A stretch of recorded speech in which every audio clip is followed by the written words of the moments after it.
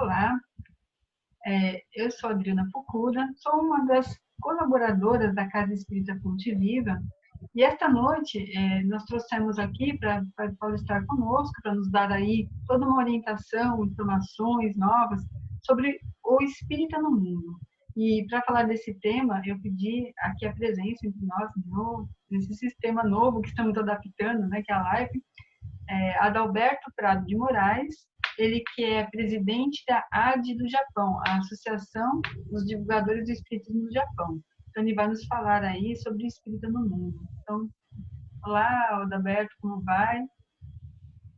Adriana, foi um prazer falar com você. A gente já discutiu alguns assuntos em off. Eu quero agradecer a Casa Espírita Fonte Viva de Guarulhos. Espero que todos vocês estejam enfrentando essa pandemia com muita tranquilidade. Vai passar, tudo isso vai passar. E vamos ter aí um novo normal, digamos assim. E como a Adriana falou, esta situação de pandemia nos trouxe coisas novas, ou coisas novas que nós tínhamos e hoje nós estamos utilizando melhor, que é a internet. E hoje eu estou aqui no Japão, são 8h30, 8h30 da manhã, e a Adriana está no Brasil, e nós vamos bater um papo sobre espírita no mundo. O que eu posso falar sobre espírita no mundo? Eu posso falar da minha experiência, de o que eu passei, como eu era no Brasil e como agora eu sou um espírita no Japão. E como essa visão que me deu quando eu estou aqui no Japão, uma visão de global, não somente quando eu estava, como eu era espírita em Curitiba, ou eu estava espírita em Curitiba, eu tinha uma visão de Curitiba, eu tinha uma visão do centro espírita. O espiritismo para mim era o centro espírita. O espiritismo para mim era o centro espírita. Era a palestra, era o atendimento fraterno, era o passe, era os seminários, os encontros de jovens que a gente participava. Era isso. É diferente. Quando você vai para um outro país, você fica procurando o centro espírita. E aí a Adriana vai fazer algumas perguntas, né? Ou eu posso falar, não sei como é que você vai falar. Quero que você traga aí todo esse assunto, fique à vontade. Então tá bom. Bom, eu sou um espírita há 40 anos, e aí eu quero lembrar quando o espírita fala assim, eu sou um espírita há 40 anos. Aí o pessoal fala assim, e daí? Né? E daí? Eu vou explicar. Eu estou no Japão há 20 anos. 20 anos no Japão. Estou na divulgação da doutrina espírita e tentando unir aí os espíritas no Japão, fazendo esse trabalho desde 2006. Assim, um divisor de águas aqui no Japão foi a Júlia Neso. Não sei se vocês conhecem a Júlia Neso. 2006. Este é um ano para não ser esquecido no Japão. Estou me emocionando, gente. Vamos lá. Porque ela foi a fundadora da nossa associação, da Associação de Divulgadores de Espiritismo no Japão. Ela fala assim, não foi. O grupo de Suzuka, né, a Beth Hiradi, que foi assim, a intuição dela ter convidado a Júlia Neso para vir aqui, a Beth Hiradi que trabalhou junto com a Júlia lá na Federação Espírita de São Paulo, na FESP. Então ela veio para cá. Mas veja bem, apenas 3 meses antes foi tipo de uma preparação para a espiritualidade.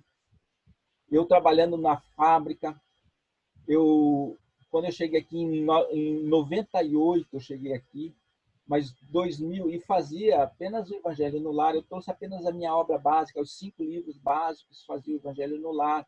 reunia alguns amigos, falava de espiritismo na fábrica, falava de espiritismo com japoneses. E eles não têm uma ideia assim, eles têm uma ideia diferente do espiritismo. E eu sempre falava, e o meu chefe falou, mas você vê espírito, você fala com espírito? Eu falo assim, olha, tem que entender o que é espírito. Tem espírito encarnado, tem espírito desencarnado. É difícil você entender, para eles entenderem. E eu sempre procurando uma casa espírita, sempre longe. Ou era em Tóquio, ou era lá em Nagoya, do outro lado, que são duas regiões bem distantes uma da outra, mas são grupos industriais e de população bem intensa. E no meio, eu estava no meio, entre as montanhas de Nagano. Nagano é uma série de montanhas com mais de 2.000 metros de altura cada montanha. Tem vulcões, são montanhas geladas. Eu trabalhei numa fábrica a 2.000 metros de altura, onde eu trabalhava a 15 graus abaixo de zero. Não tinha centro espírita. E como eu falei, a minha visão de espírita era o centro espírita. Agora, quando eu adentrei a doutrina espírita lá na Vila Álvares, na Comunhão Espírita de Curitiba, lá na Vila Álvares, tinha uma igreja na mesma rua, praticamente na mesma rua, e era a Santa Rita de Cássia. Eu era católico. Lá nos idos de 79, eu acho que vocês nem tinham nascido ainda, muitos. Eu estou com 60 anos, até. 60 anos, gente. 60 anos. 40 anos de espiritismo. Agora, são 20 anos de catolicismo. Mas naquele instante que eu cheguei lá, eu era católico espírita. Eu participava da igreja católica e ia tomar meu passe, ia assistir uma palestra. Como a Adriana fala, né? Espiritólogos. Espiritólogos. São aqueles que são simpatizantes, né? Isso. Agora é o seguinte, eu fui um dos defensores de transformar a doutrina espírita em religião. Eu queria isso, porque eu estava na minha zona de conforto. Quando eu casei na igreja católica, lá nessa igreja, né? A minha esposa, eu fui lá, comunguei, tudo, fiz. Fui lá falar com o padre, né? Confessar os meus pecados. Estou até esquecendo das coisas do catolicismo. No meu segundo casamento, eu já era espírita, eu fui diretamente no cartório e tinha tanto espírita lá, tinha toda a diretoria lá da Comunhão Espírita, tinha amigos da associação, da AD Japão, tinha o pessoal lá da Federação Espírita do Paraná. Foi tanto espírita lá que eu não sei se a luz, assim, que tinha tanta luz, tinha tanta gente lá desencarnada, que o juiz de paz, ele levantou, pegou o livro de registro, pegou duas moças que estavam lá, colocou um do lado esquerdo, outro do lado direito dele, e fez um sermão lindo, maravilhoso, como se fosse um padre. Parece que foi aquela assim, ele era um médium. Ele falou coisas assim do casamento, da lealdade, né? E todo mundo ficou assim, nossa, o que está acontecendo? Porque na religião espírita não se tem esta situação. E eu casei justamente para vir para o Japão. Porque como eu não sou descendente, minha esposa é japonesa, é o contrário da Adriana, né? Não, eu também não sou. Meu esposo é japonês. Ao contrário, eu não sou, a minha esposa é. Você é mulher. Não, eu estou falando do sexo, gente. Estou falando do sexo, né? O marido dela e a minha esposa, né? Então, é igual, né? Não é o contrário, não, é igual. Tá. Mas é o seguinte, procurando um centro espírita no Japão. Eu fui lá na faculdade Integradas Espíritas, lá no Barigui. Não sei se vocês conhecem, lá temos uma faculdade espírita integrada lá. Peguei uns livros, peguei naquela época era era videocassete, né? Fitas VHF, para trazer para cá, porque em Tóquio tinha um centro espírita, que eu sabia que tinha em Tóquio um centro espírita, Francisco de Assis, e também em Nagoya tinha o NEC, o Núcleo Espírita Cristão, do Japão. Eu sabia que tinha esses dois aí. E também estava começando alguns outros grupos ali ao redor desses núcleos, mas assim, começava a ter uma noção assim mais. A gente tinha notícia aqui no Brasil, lá no Brasil, né? Que eu estou aqui no Japão. O que acontece? Quando eu cheguei aqui, não encontrei, porque eu estava no meio das duas regiões. Eu estava no meio das duas regiões. E não tinha centro espírita. A minha única opção era eu montar um grupo de estudo. A minha avó falava assim, né? Quando a água bate no joelho, ou você corre rápido ou aprende a nadar, né? Agora, não sabia nada de espiritismo. Tive que aprender tudo.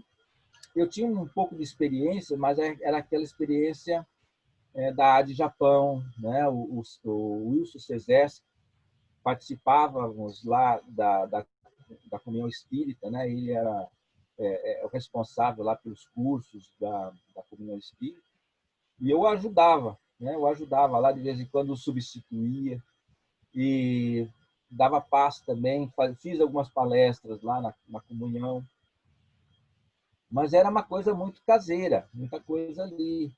E o que me deu conhecimento maior foi a de Paraná, onde eu conheci o pessoal da federação, conheci o Napoleão, né? O Napoleão é um grande amigo, e a gente conversava, e ele me dava algumas dicas, e ele é desencarnado agora. Então aprendi muito, aprendi muito. O Francisco, né? O Francisco foi também, participamos e tal. Então, o que acontece? Quando eu cheguei no Japão, eu tinha alguma base, mas não tinha base. E é isso que acontece aqui. Os brasileiros hoje que se formam os grupos espíritas, eles têm uma base boa, né? Mas será que é adequada? Será que tipo de espiritismo que vai ser divulgado? Em 2006 chega Julia Neso. Mas antes disso, eu montei um grupo espírita, um grupo de estudo. Uma amiga nossa, a Vera Nakahara, hoje está, acho que está em Guarulhos, não sei, está em São Paulo. Vera Nakahara, ela falou assim, Adalberto, você é espírita, você fala sobre espiritismo, e nós precisamos aqui que você nos oriente aqui sobre o espiritismo. Porque se você não nos orientar na parte espiritualista, nós vamos para a Umbanda. E tinha alguns grupos de Umbanda. E me colocou na parede, gente. Eu falei assim, ou vai, né, ou não vai. Para minha sorte, apareceu um outro espírita também, o Lourenço Matiero, que é lá do Paraná. Ele falou assim, olha, eu estou sabendo que você está montando um grupo espírita, eu também sou espírita. Ele também estava procurando, era da cidade de Ocaia. É 40 minutos da minha cidade. Eu falei assim, estou salvo. Então, nós montamos aí um grupo de estudo espírita, alugávamos na prefeitura uma sala e dávamos aula, né? Uma vez por mês. Uma vez por mês. Uma. Nós nos reuníamos, porque era o tempo que nós tínhamos. No Japão, aqui você trabalha... numa época agora, eu levantava 4h30 da manhã, entrava às 6 horas da tarde e saía às 7 horas da noite, direto da fábrica. A gente fala zangueou, né? Hora extra. Fazia 3, 4 horas de hora extras, né? Não tínhamos tempo, era esse o tempo, 2 horas, né, para estudo. A gente alugava a sala lá das 10 ao meio-dia e era isso. O que acontece? Recebo uma ligação da Beth Hirade. Aqui é Beth Hirade, que eu sou de Suzuka. Suzuka, gente, é o outro lado do Japão. Eu nunca tinha visto falar de Beth Hirade. Eu sou amigo da Julia Neso. você conhece a Julianesa? Ela falou, você conhece a Julianesa? Eu falei, não conheço a Julianesa. Porque eu como espírita, a minha relação com o espiritismo era o Paraná, era Curitiba. Não saía disso. Saber lá quem que é a Julianesa. Julianesa, advogada, foi ex-presidente da USE, da Federação Espírita de São Paulo e tal. Eu falei, ah, tá. Sim, e eu estou trazendo ela para o Japão. Eu sei que você montou um grupo espírita aí em Nagano. Gostaria de saber se você gostaria de recebê-la para ela fazer uma palestra aí para o pessoal de Nagano. Porque nós vamos sair aqui de Suzuka e vamos a Tóquio. E para ir até a Tóquio, você tem que passar pela... Olha, eu estava no caminho, era a casa do caminho, quer dizer, eu estava no caminho de Tóquio. Eu falei assim, claro, não tem problema. Marcamos umas palestras e tal, então foi marcado. E aí eu olhei para minha esposa, depois desliguei o telefone, meio pensativo. Olhei para um lado, olhei para o outro, falei, não conhecia Beth Hiraide, nem sei como que ela me achou. Não conhecia a Júlia Neso, nem sabia que ela era advogada, fui descobrir ali na hora, que era espírita, falei, nunca ouvi falar. E a minha esposa olhou para mim e falou, quem que era? A Beth Hiraide, lá de Suzuka. Ela perguntou, quem é Beth Hiraide? Eu olhei para ela e falei assim, não sei. O que ela queria?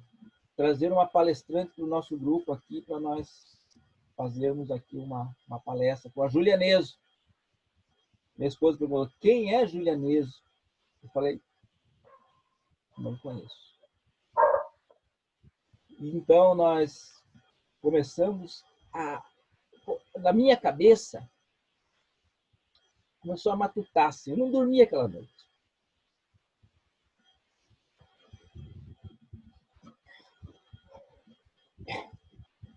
Veja que a espiritualidade, ela foi costurando aí todo um caminho, né, de um trabalho para uma organização da divulgação da doutrina espírita muito cuidadoso, né?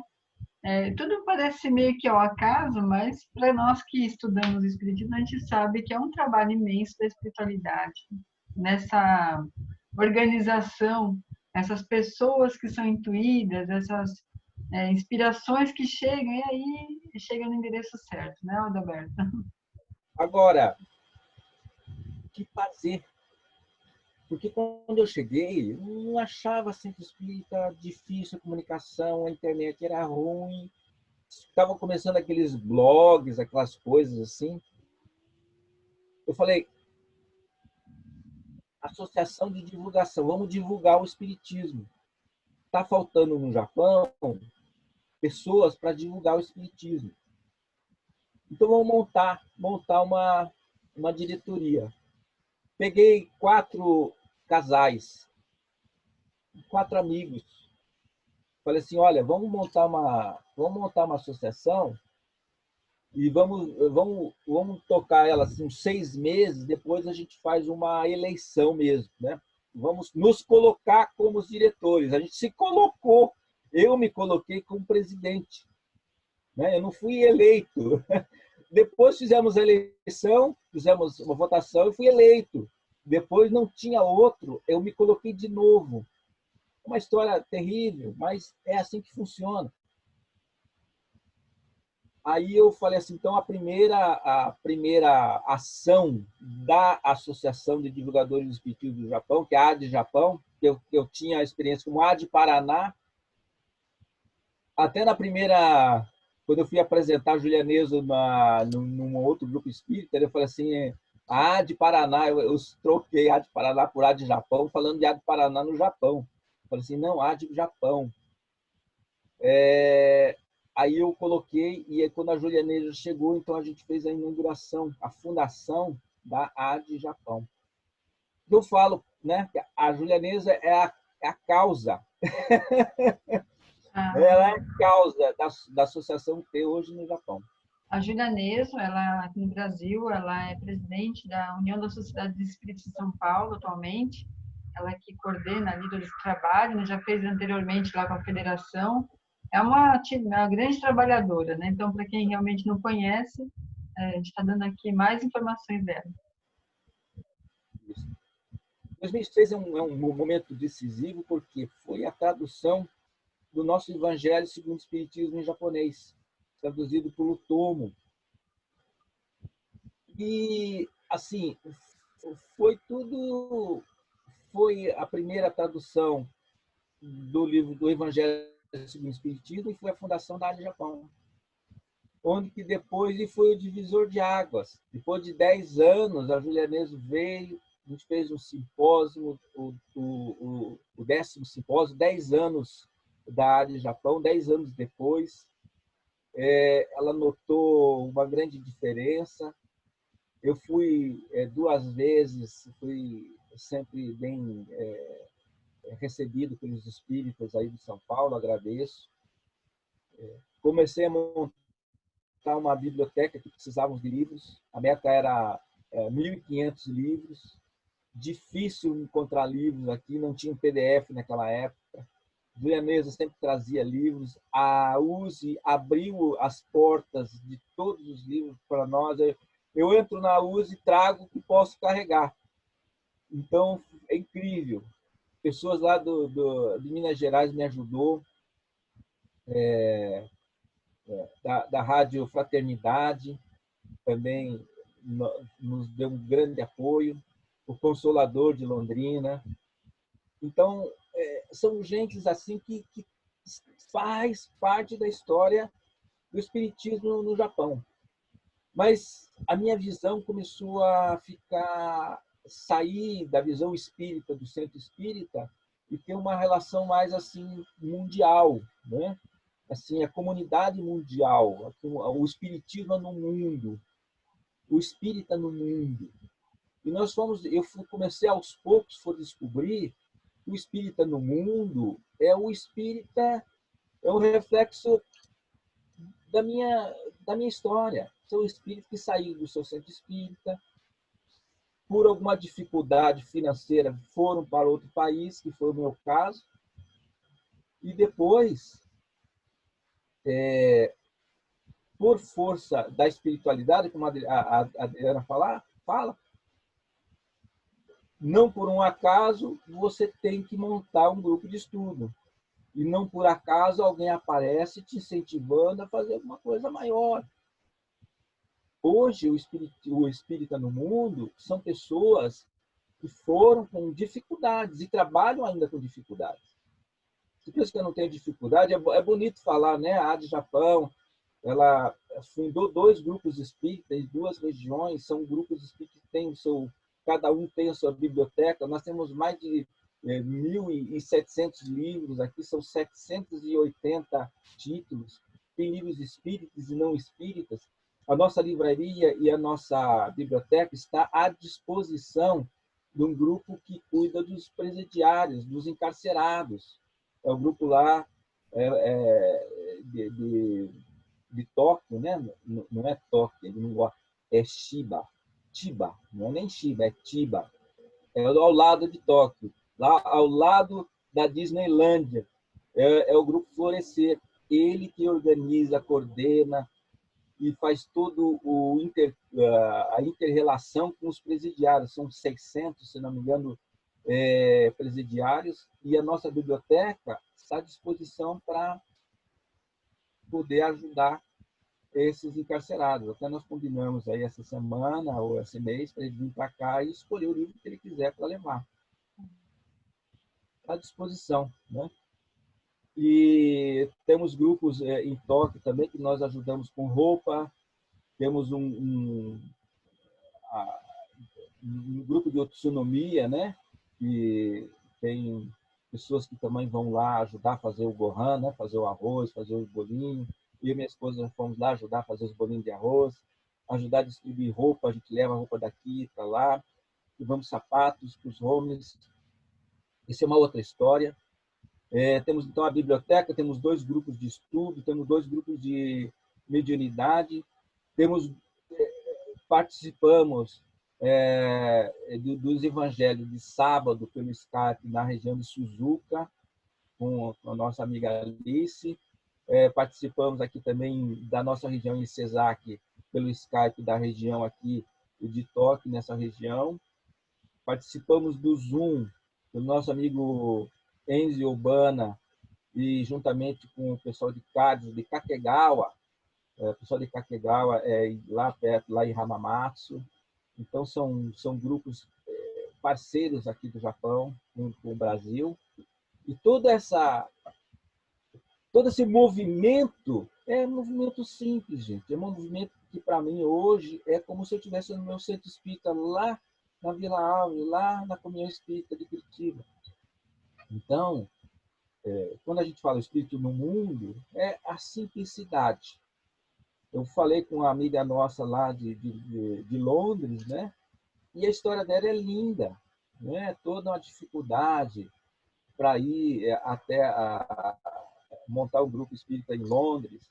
O nosso amigo Charles, lá da França, também tem uma história muito peculiar. Ele foi conhecer uma brasileira, né? E foi conhecer o espiritismo no Brasil. Então, é uma história também muito, muito bacana.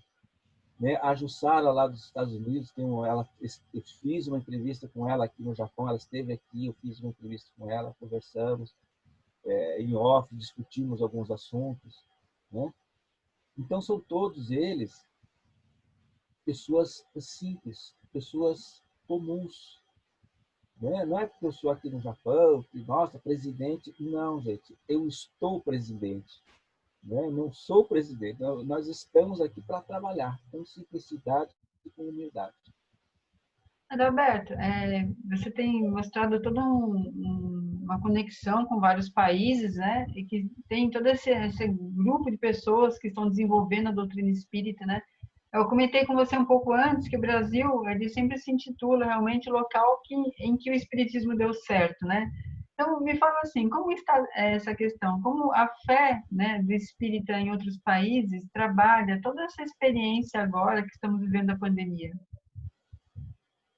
É interessante que quando eu cheguei aqui, fui assistir uma palestra do Tomo, o Mundo dos Ecomédias, que era o encontro da comunidade espírita no Japão, né? Encontro de confraternização do movimento espírita no Japão, Ecomédia. E ele falou assim, ó, o espiritismo não é a religião. Aquilo, eu olhei para o meu amigo, né, aqui de Nagano, na época era de Nagano, né, hoje estou em Cesac. Ele olhou para mim, eu olhei para ele e falou assim, o espiritismo não é religião, porque eu vinha do Brasil e a força de religião no Brasil era muito intensa. Vocês lembram que eu participava, eu era católico, e eu queria transformar o espiritismo em religião. Eu queria ter o casamento espírita, eu queria ter o batizado espírita, eu queria ter um confessionário espírita. E para mim a palestra seria o padre falando, né? O atendimento fraterno seria o padre, né, confessando. Né? O passe seria a Eucaristia, né? Tomar a hóstia, você entrar em conexão. E eu pensava nisso. Depois, quando eu vim para o Japão, a gente foi aprendendo e não acontecia mais isso. Mas, hoje em dia, é muito forte a religião espírita, né? A religião dos espíritos. Tá? O pessoal não entende. Aqui, fora, se falar que espiritismo é religião, não é bem aceito. Não é bem aceito. Na Europa, você fala, na França, você fala em religião, o pessoal pensa em coisas ruins, não é muito bom, não é muito bom. E Kardec fala, o espiritismo é uma ciência filosófica, é uma ciência filosófica e tem as suas consequências ético-morais. E essa moral, qual que é a moral? É a moral dos espíritos superiores. E a gente vai lá no livro dos espíritos superiores.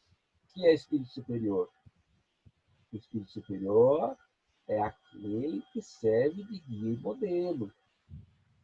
E lá na introdução está lá, é aquele que segue a moral do Cristo, fazer aos outros o que quereis que os outros façam a você.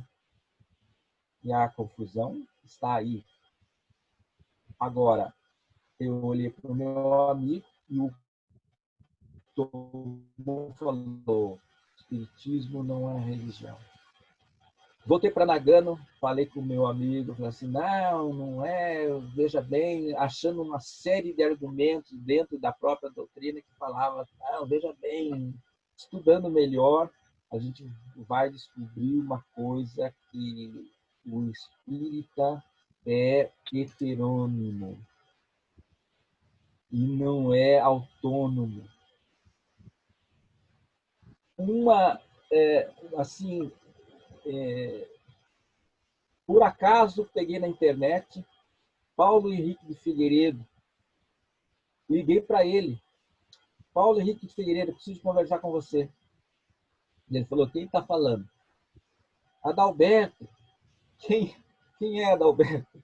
Aqui do Japão. Eu falei Japão, ele falou assim, tá, eu vou conversar com você. Só que eu estou em Curitiba.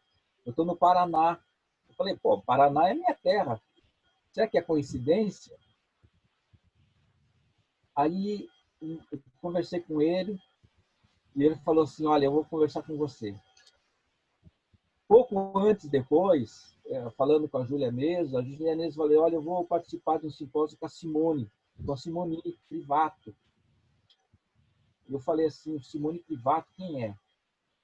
Aí fui lá e conectei com a Simone Privato, conversamos, né? Ela me mandou alguns livros, ela pagou, ela enviou, até ela escreveu lá errado, estava indo lá para os Estados Unidos em vez de ir para o Japão, quase errou mesmo. Me mandando o livro dela, estudando melhor. Convidei o Paulo para fazer um simpósio, uma palestra para nós aqui via internet, via Skype, e foi feito maravilhosamente bem. Depois disso, tudo mudou. Tudo mudou. E hoje nós temos a noção de que o espiritismo no Brasil ele tem que mudar também. O espiritismo, como é um país muito grande, é um país enorme, muitas ideias, muito tipo de espiritismo, desculpa falar isso, é muito tipo de espiritismo. Espiritismo religioso, espiritismo daqui, espiritismo dali. Nós temos que direcionar. A minha preocupação agora é como eu vou divulgar o espiritismo no Japão. Que tipo de espiritismo eu vou deixar para esse país? Que tipo de espiritismo? Então, Adriana, nós temos que começar a ter esta troca de ideias. Não é discutir, não é brigar, não é bradar um com o outro, é discutir ideias. Né? Sair da heteronomia e passar para a autonomia. Somos autônomos, não somos heterônomos. Nós temos que pensar, estudar, analisar e ver que tipo de espiritismo nós queremos. Então, o espiritismo no mundo está tendo esta transformação com essa plataforma maravilhosa que é a internet. É interessante que você coloca, né, que realmente é uma preocupação que o movimento espírita tem, né, de trazer realmente essa doutrina nas suas bases bem construídas, sem as distorções que naturalmente o tempo vai trazendo, a própria religiosidade do povo, do local, as interpretações pessoais. Nós temos essa miscigenação de experiências que cada um vive e que, querendo ou não, vai trazendo essas particularidades de mudança. É claro que nem toda mudança é negativa, mas quando ela modifica a base, né, que é a base que foi muito bem construída, nós não temos um edifício muito bem alicerçado. E você me colocando aí que é uma preocupação também aí de vocês da Japão, como também eu sei que vocês têm discutido entre os outros dirigentes de outros países, que também é uma preocupação constante, né? As casas aqui no Brasil também, elas tomam, através das palestras, das orientações, estão tomando esse cuidado de não deixar esse desvio do que é a doutrina dos espíritos, né? E a sua moral muito bem elaborada, é uma moral que, quando você estuda, não fica dúvidas, né, do que é o caminho a seguir. E essa moral aí no Japão, como que essa moral é, tem alicerçado essa experiência? Porque eu sei que a pandemia também afetou o Japão, né? Como que essa moral espírita tem alicerçado aí essa experiência do povo? Quando aconteceu o tsunami aqui, veja bem, foram 25 mil mortos. 25 mil japoneses desencarnaram aqui. Tinha um amigo meu, lá de Nagoya, ligou para mim, falou: Adalberto, eu preciso de ajuda. O que você precisa? Eu preciso de braço. Preciso de braço porque tenho 2 caminhões para descarregar. Eu falei: opa, braço é comigo mesmo. Eu arrumo pessoas de braço forte, né? Tinha um grupo espírita, conhecia o pessoal. Tinha um amigo meu que era granjeiro, né? Lá de Nagano, lá de Matsumoto. Né? Ele tinha uma granja de galinha, né? Aí o que aconteceu? Falei: veja lá, o que se quer? Olha, nós recebemos aqui algumas doações de bicicleta para levar para a área de tsunami. Nós vamos lá para Fukushima. Álcool em gel, 300 bicicletas e mais alguns materiais. Né? E eles estão precisando também de material escolar, porque os refugiados eles iam para a escola mais alta e maior resistência. Então, todas as escolas foram refúgio do pessoal. Marcamos um ponto de encontro. Eu fui no meu grupo espírita e falei assim: gente, próximo domingo não vai ter aula. Eu vou com a minha vaga, né, uma vagoncha, quer dizer, um carro grande, e quero que alguém que possa também ir lá, que nós temos 2 caminhões para descarregar. Esse amigo meu, ele tinha contato com não era consulado, era a embaixada. A embaixada mandou uma equipe também lá para poder ajudar a fazer o contato com os japoneses, com uma autoridade. Seria uma doação do governo do Brasil.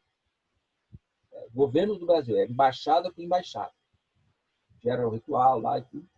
E nós iríamos atrás dos 2 caminhões para descarregar. O que acontece? A gente falando de moral, veja bem.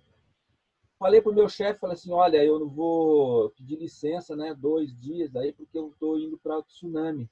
Ele falou: que fazer o que lá? Falei: vamos levar algumas doações. Ele falou: por quê? Porque eles estão precisando. Mas quem tem que ajudar eles é o governo, não é você. Você tem algum parente lá? Despreocupado se eu tinha parente lá, por que eu ia lá ajudar? Então, o japonês não tem essa noção assim de ajudar, de fraternidade. E você vai perder 2 dias, vai perder de trabalhar, de ganhar dinheiro para ir lá. Eu falei assim: vou. Então, o japonês ele não entende muito bem o que é isso.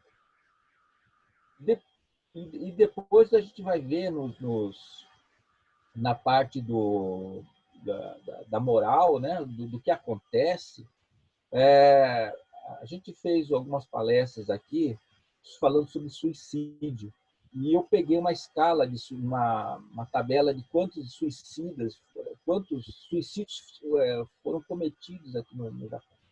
Estava em 32 mil, 32, 33, subindo. Depois do tsunami, foi baixando. Passou para 28, 27, 25. Na última estatística, estava 19 mil depois do tsunami. Então, cada evento que acontece, eu acho que a espiritualidade vem e vai melhorando essa situação. Vai melhorando. A espiritualidade sabe agir. Né? Às vezes, alguma coisa desastrosa acontece e pensar diferente, forçar a pensar diferente, ajudar o próximo. Eu não consigo explicar para o meu chefe, e aí meu chefe falou assim, olha, Adalberto, você vai ficar um mês, eu estou 60 dias em casa, eu estou aqui no meu escritório, estou apavorado. Meu chefe me chamou para trabalhar 2 dias na semana passada e ontem me chamou. Né? Eu até falei para a Adriana, meu chefe acabou de ligar, vou ter que trabalhar amanhã. Né? E ela falou, como assim? Trabalhar um dia? Trabalhar um dia na semana. Então, tira-se o pedido, vai lá, tem coisa para fazer, vai lá e fica. Mas só que eu estou em casa, eu estou recebendo 100%.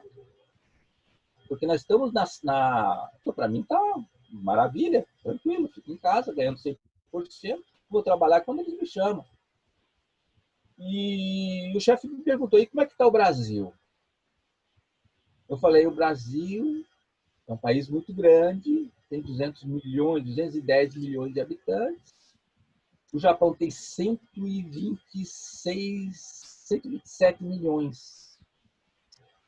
E o governo ficou apavorado, 700 só num navio, com corona. Um navio na Baía de Tóquio, 700 pessoas com corona.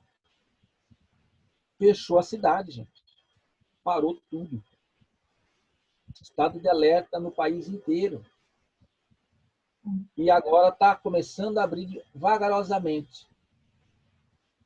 Peguei estatística ontem, 934 desencarnados. 900, olha o número, não chega a 1.000. 934 japoneses que morreram de coronavírus.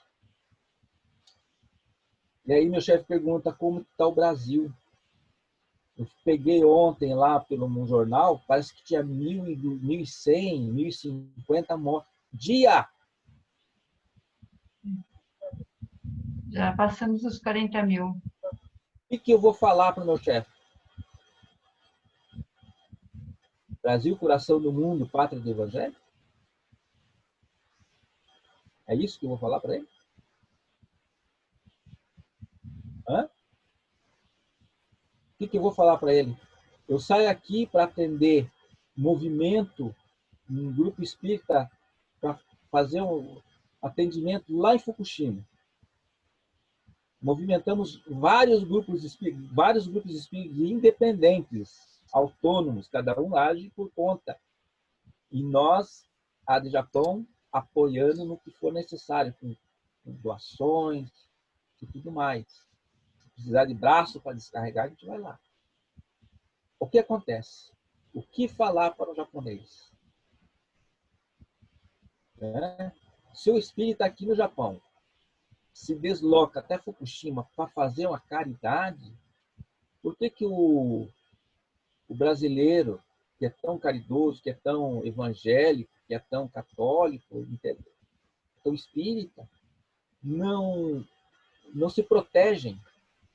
Porque aqui, quando eu saio, eu tenho minha máscara. Eu tenho uma máscara no carro, tenho uma máscara na porta e tenho uma máscara aqui.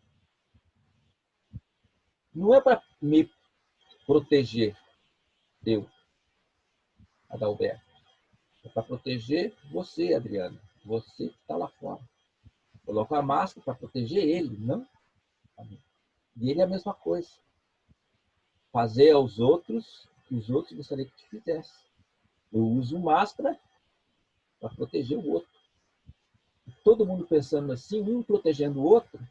Nós temos aqui no Japão, não chega a 1.000 mortos. E estamos parados 60 dias. A moral do japonês é você ajudar o próximo. É a mesma moral que do Cristo, gente. Só que o pensamento é diferente, é lógico. O pensamento é diferente. O entendimento é diferente. Né? Então, falar de mediunidade para eles, eu vou ter que explicar de outra maneira. Mas, no sentido geral, a moral deles é: chega 10 horas, eu não faço barulho. Desligo tudo, não posso fazer barulho, porque o meu vizinho, eu não sei se o meu vizinho vai trabalhar, está dormindo de dia, e ele precisa de silêncio para poder descansar, porque à noite ele trabalha. Então, eu vou lá. Lixo, eu não jogo lixo no chão, porque lixo no chão é o meu lixo. Eu tenho que levar o lixo para casa. Uma bala, coloco no bolso, trago para casa e jogo no meu lixo. Então, que moral que eu posso ensinar para eles aqui? Né, Adriana? É toda uma experiência cultural, né, que reflete muito, né, até porque o Japão tem, né, aí uma bagagem de experiência de mais de milhares de anos aí, né, desse povo que migra já de outros países, mas traz muita experiência anterior. Nós entendemos também que esse trabalho todo da espiritualidade no Japão é porque está evidente, né, que teremos no mundo diversas religiões, como está lá no Livro dos Espíritos, elas sempre existirão, mas eles falam claramente que a linguagem que nos unirá será a caridade, né? Aí eu vi você me falando aí do trabalho da caridade que é feito por esse grupo que vocês estão. Como nós percebemos a igualdade no sentido das casas espíritas trabalharem muito igual, né? Vocês iniciam um trabalho longe, mas a caridade, a assistência, os passes, o estudo, e esse cuidado que vocês estão tendo agora de não deixar que a doutrina, que todo esse trabalho bem elaborado dessa construção de entendimento espiritual, acabe indo para o espiritualismo, né, para aquela empirismo do conhecimento espiritual, e o que não é favorável para toda a doutrina. A Kardec fala né, que a maior caridade, né, que nós estamos ali, aliás, foi Emmanuel que coloca que a maior caridade que teríamos, né, a divulgação da doutrina espírita, e eu vejo assim, o trabalho que vocês estão realizando da divulgação aí é muito importante. Nós estávamos conversando sobre como tem sido possível, né, através da internet, esse trabalho de estudo de vocês, até porque os grupos são diminutos, né, na quantidade que vocês têm aí, e a quantidade de casas que vocês citaram que já estão espiritualistas e não espíritas, né? E o teu trabalho no sentido de dar manutenção a essas que estão realmente bem amparadas na doutrina. Você sente que, através de todo esse trabalho que vocês estão realizando, está sendo crescente a adesão das pessoas do Japão, o japonês propriamente, não o brasileiro que está no Japão, à doutrina espírita? Olha, aqui no Japão, quando eu cheguei, o movimento espírita era totalmente em português.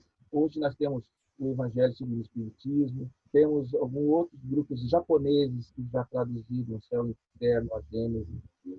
Temos obras do Esperanto para o Espiritismo do Livro dos Médiuns.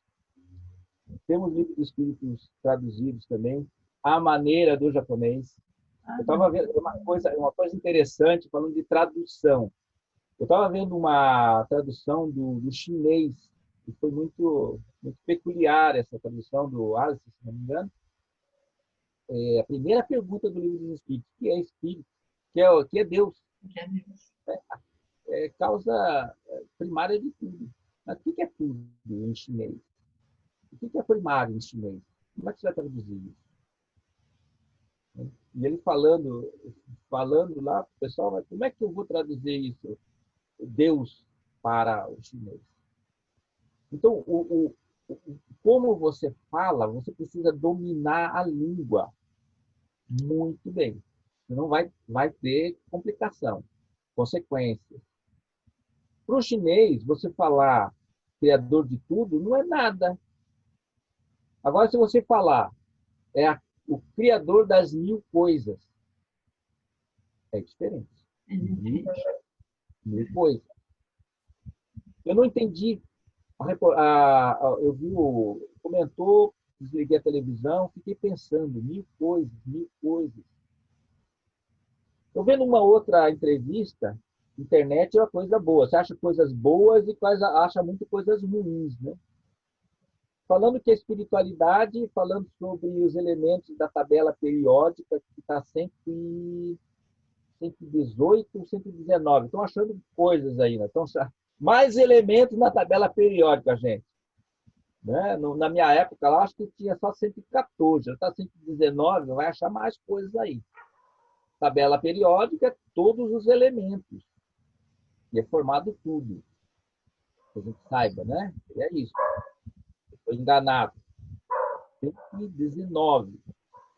Eu ouvi dizer, não lembro agora o programa, se não falaria, ou não falaria, né, dependendo, de que na espiritualidade, esses elementos, esses mesmos elementos da tabela periódica, está em torno de 316, também subindo, dependendo da onde que você está, né? E no plano espiritual, denso, né? E vai indo. 116 elementos. Então, na ideia de tradução, não está errado. Está muito correto. Porque seria o criador das 316 coisas, né? Seria isso, né? Aí ele está passando muito mais que isso, das 1000 coisas. Então, nós vamos chegar na espiritualidade a 1000 coisas, a 1000 elementos da natureza. Então, você veja, Adriana, que para você divulgar o espiritismo para para um francês, para o inglês, para o japonês, para o chinês, você precisa ter muita autonomia, não pode ser em colocar. É isso que está escrito e está ali. A gente estava falando de traduções, né? Você tem que ser coerente com Kardec, mas também respeitar a cultura e o entendimento da língua. Hoje, o entendimento da língua para o japonês está difícil. Eu estou com 60 anos, aprender mesmo, para mim poder fazer uma tradução, está complicado. Né? Quanto tempo eu vou ter? Mais 10 anos? Eu vou estar com 70 anos, gente. Não dá. O que o espiritismo no Japão, é os nossos filhos? Esses é que vão fazer a grande seara. Os nossos filhos, eles estão indo à escola, eles sabem, eles primeiro aprendem o japonês, depois o português. Falam tudo errado o português. Aqui a gente mistura português com japonês, né? Então, muitas coisas a gente esquece. Eu fui para o Brasil, não sabia falar encha o tanque do meu carro. Aí me deu um branco na cabeça, falei assim, mantão, negashimasu. Falei assim, que isso? Como é que é em português? Não sabia. Os meus filhos, os netos, né, os netos dos espíritas que estão aqui, já estão na faculdade. Os filhos já estão com filhos e aprendendo. Então, a nossa preocupação é com eles. Eles é que vão passar na sua língua, na sua cultura, corretamente. Que Então, importante isso. o espiritismo não é para agora, o espiritismo é do futuro. Por isso que eu sempre falo, que espiritismo nós vamos semear? Nós estamos preparando a terra, gente. Não pensa que aqui não está pronto, o espiritismo não está pronto. Nós estamos cortando, nós somos aqueles desbravadores, nós estamos, é o terreno bruto, estamos com machado ainda. Então, é complicado. Então, calma. Né? Eu falo assim, não, está 20 anos, não fez nada. Gente, complicado. É fácil. Tem muito mato ainda para ser tirado para que as flores nasçam. É muita coisa. Cada colheita, cada ano é uma colheita. Então, vamos lá. Aqui na Casa Fonte Viva, a evangelização foi desde o início e é ainda um dos maiores envolvimentos da casa, né? Então, tem ali o grupo realmente que é muito bem preparado para lidar, porque, de fato, o que você colocou é o que deveria ser a expressão de qualquer reunião espírita em qualquer lugar do mundo. Preparar realmente toda essa geração que vem, como vocês estão fazendo, para que elas possam estar muito bem fundamentadas para levar adiante. Parabéns mesmo.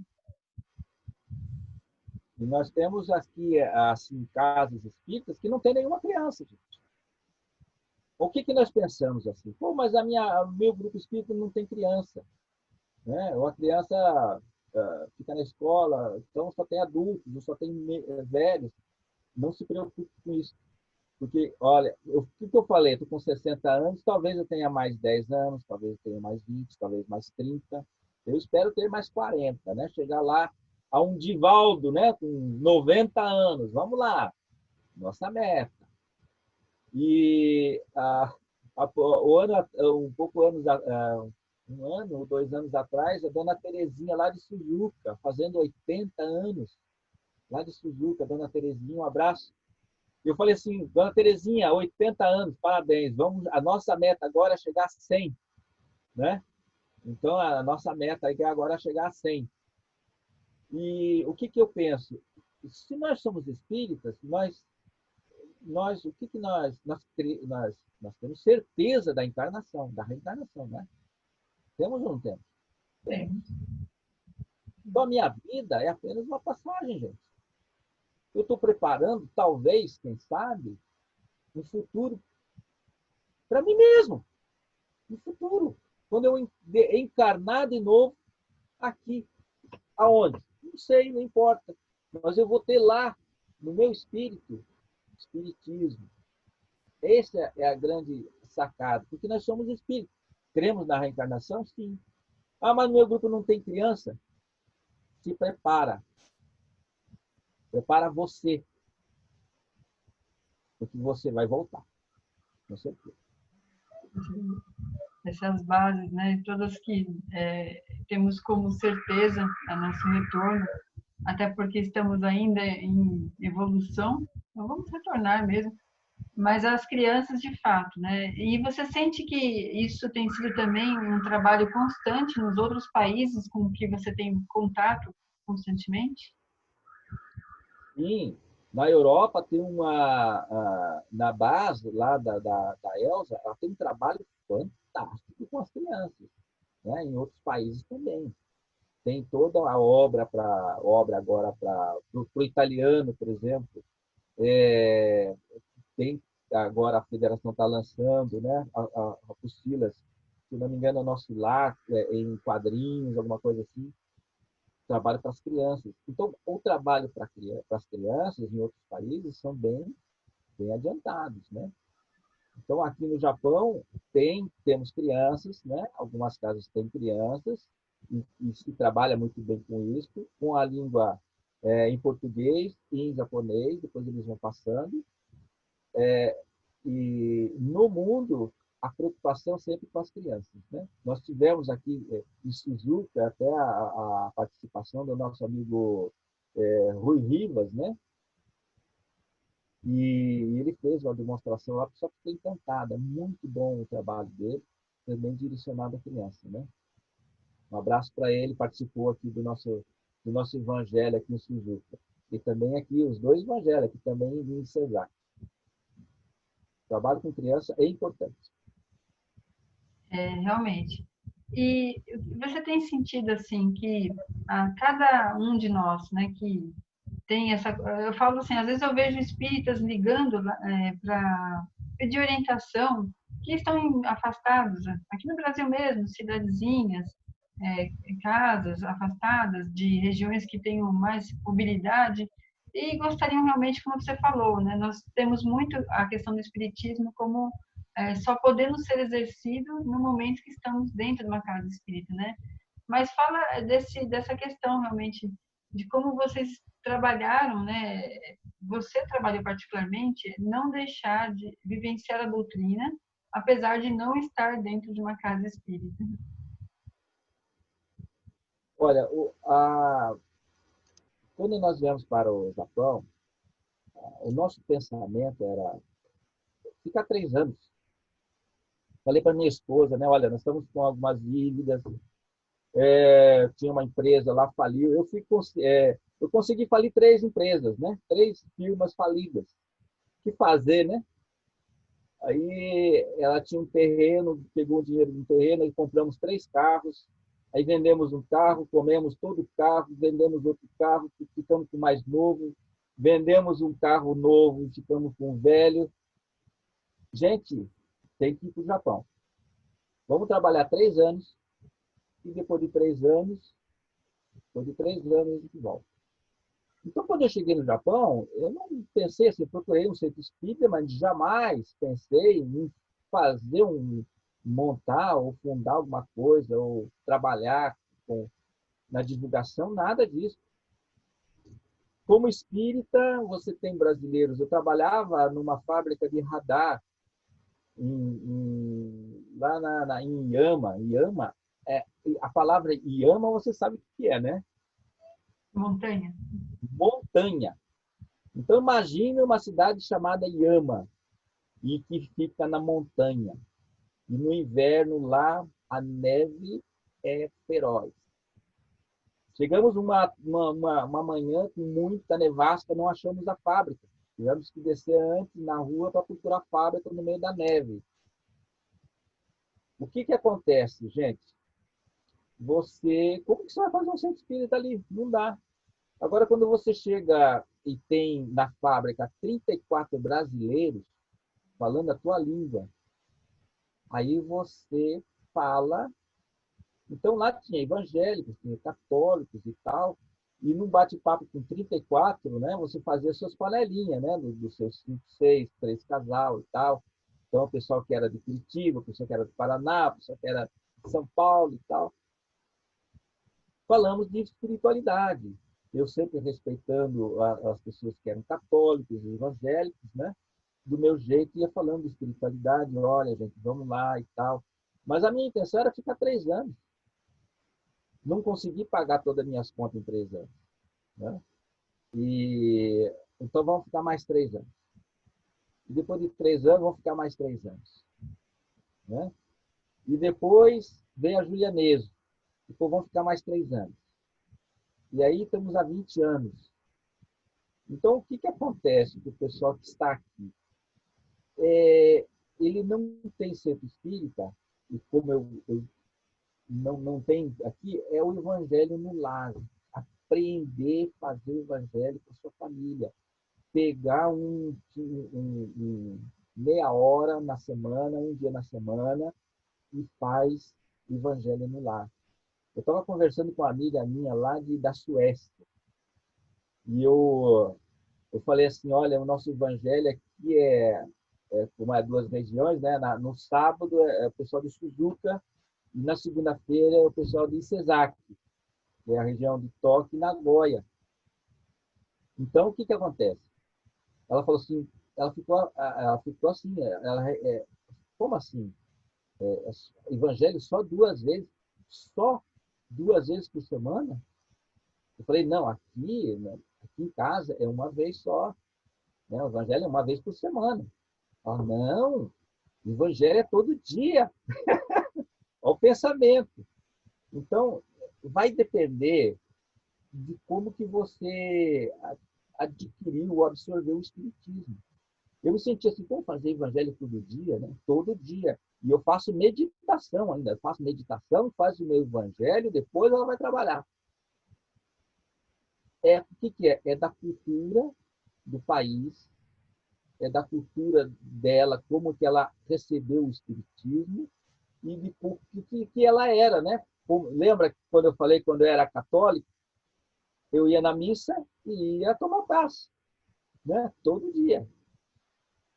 Então, a gente julgar as pessoas assim, porque você faz isso, porque você faz aquilo, não, gente. O espírita, ele tem que ser o quê? Um homem de bem, aquele homem que cumpre a moral dos espíritos superiores. A moral do quê? Fazer aos outros o que você gostaria que eles fizessem. Respeita o pensamento, respeita o espírito. Respeita. Né? Então, o respeito é muito importante. E isso aqui está muito diariamente na cultura do japonês, né? Respeitar os outros, respeitar o teu vizinho. Né?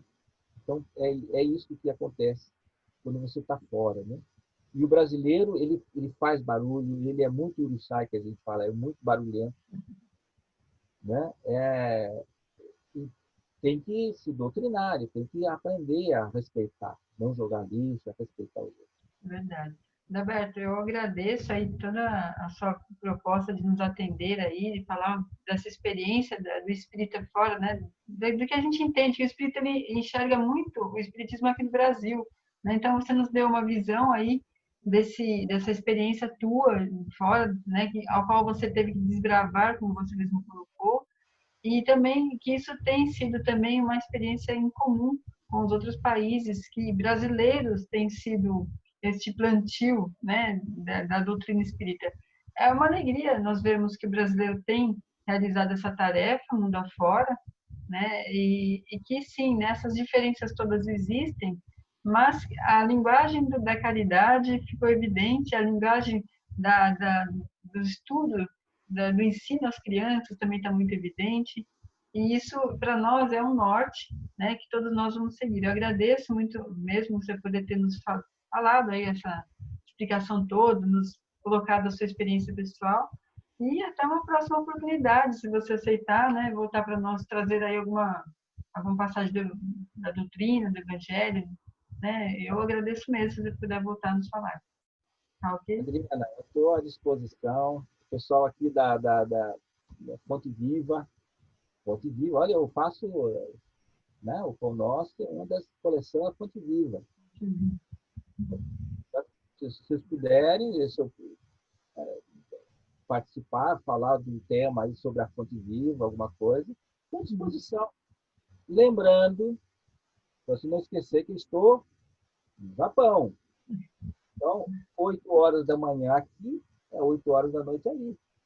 Eu participei de uma reunião que era 2 horas da tarde no Brasil. Só que 2 horas da tarde, gente, 14 horas a gente fala aqui, a gente não fala 2 horas da tarde, 14